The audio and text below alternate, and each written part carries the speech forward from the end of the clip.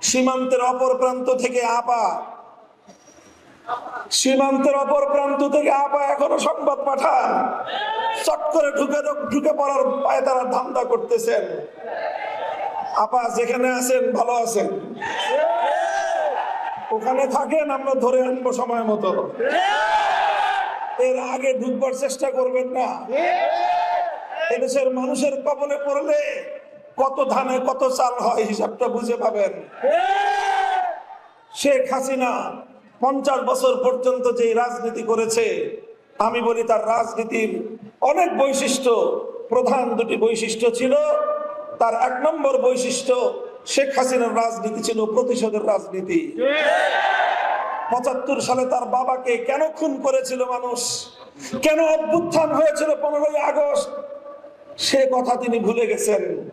30,000 মায়ের বুক খালি করেছিল বাকশালীরা।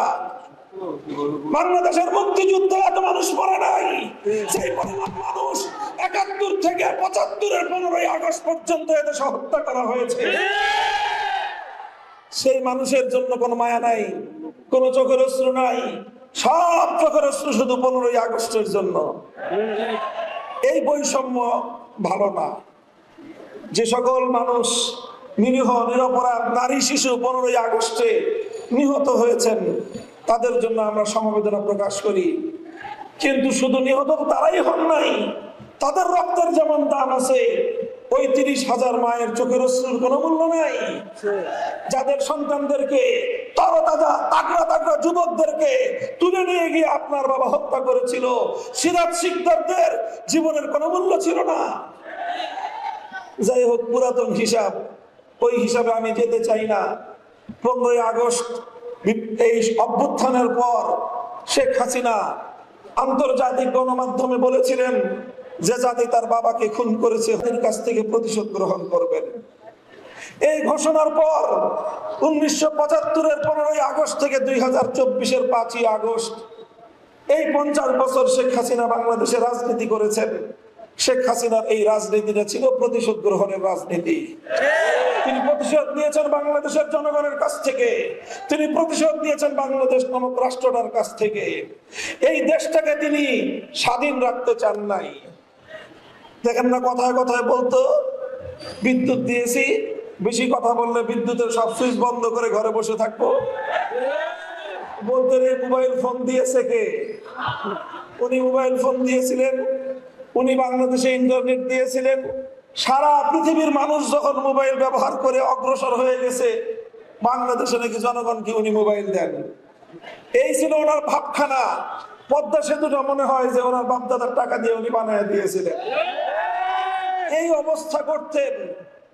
এই অবস্থা করে তিনি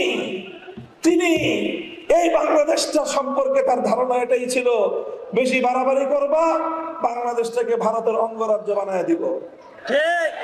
এটা ছিল তার রাজনীতি। এজন্য ভারতে গিয়ে তিনি মাথার মধ্যে তিলক পরেন। সেখানে তাকে মুখ্যমন্ত্রী ঘোষণা দেওয়া হয়, তিনি মুস্কি মুস্কি হাসেন। বাংলাদেশের মানুষ সেদিনই বলে দিয়েছিল, বাংলাদেশের ক্ষমতার মস্তদে আমরা স্বাধীন আত্মমর্যাদা সম্পন্ন প্রধানমন্ত্রী চাই, তিলকমণি মুখ্যমন্ত্রী দেখতে চাই না।